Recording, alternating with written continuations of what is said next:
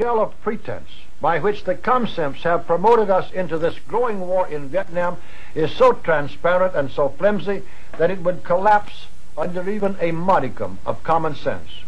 But how are we to get that common sense applied? Or will the American people simply never learn from experience?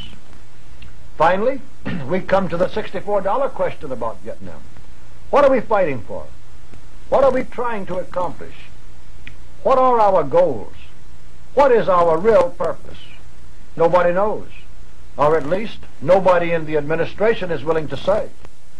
And it is only when that question is answered honestly that the whole business makes sense, and thus paradoxically becomes crazier than ever. For the purpose of our being at war in Vietnam, ladies and gentlemen, is simply to be at war.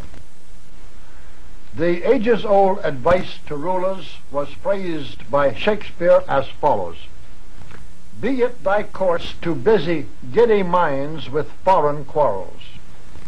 That formula is being used on the American people today with double-barreled effectiveness.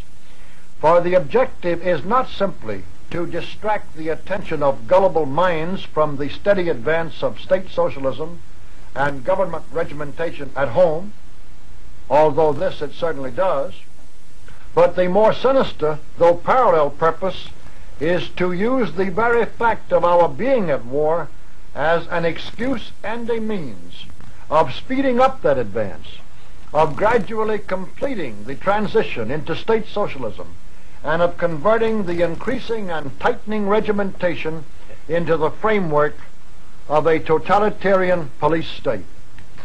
Unless sufficient understanding of what is happening can be created to force a postponement of administration plans, the rationing of food and fuels, the allocation of materials, the imposition of price and wage controls, and far more drastic regulation by a central government of every detail of our daily lives are all just around a few corners, not very far ahead.